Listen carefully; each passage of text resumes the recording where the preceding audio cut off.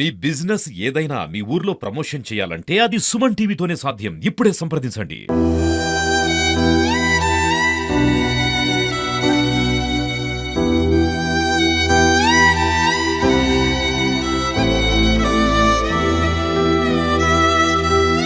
నమస్తే, నేను విజయ్. ఖమ్మం నగరంలో మున్నేరు వాగుకు సంబంధించి వాగు సమీప ప్రాంతాల్లో పరిసర ప్రాంతాల్లో ఉన్న అనేక కాలనీలన్నీ కూడా పూర్తిగా నీటితో నిండిపోయి వరద ఉధృతికి చాలామంది కూడా నిరాశ్రులయ్యారు.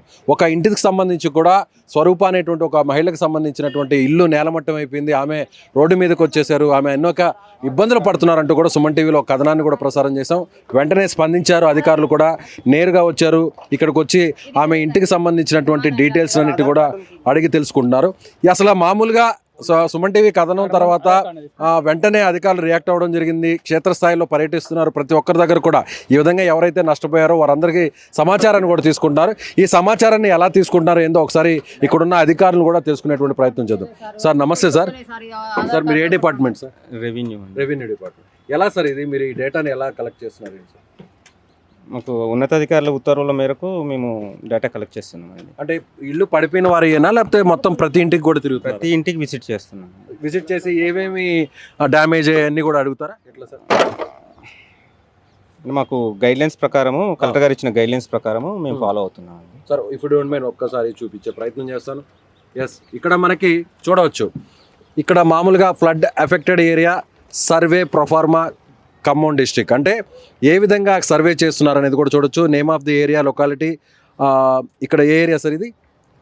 ఒక్కలగూడ ప్రాంతం. అలాగే name of the head of the family Katasaku Swarupa, అలాగే హస్బెండ్ పేరు Sambaiah, house number, mobile number, rent హౌసా ఓన్ హౌసా, ఏమేమి damage, nature of damage, water on road surrounding the home, water within compound wall, water inside the rooms, heavy damage of house hold articles, we house damage, just mention the category number. అంటే ఏమేమి damage, ఇంటిలోకి ఎంతవరకు water వచ్చింది, ఇంట్లో ఇల్లు కూలిపోయా, అలాగే గోడలు కూలిపోయా, అలాగే విలువైనటువంటి వస్తువులు ఏమేమి డ్యామేజ్ అయ్యాయి, ఇలా ప్రతి విషయాన్ని కూడా ఇక్కడ తీసుకుంటున్నారు. వారికి సంబంధించినటువంటి ఫోటోను కూడా తీసుకుంటున్నారు.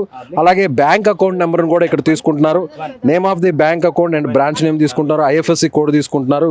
Self account, family member. అంటే ముఖ్యమంత్రి రేవంత్ రెడ్డి గారు ఆయన క్షేత్రస్థాయిలో పర్యటన చేసే సమయంలో ఆయన క్లియర్గా చెప్పడం జరిగింది.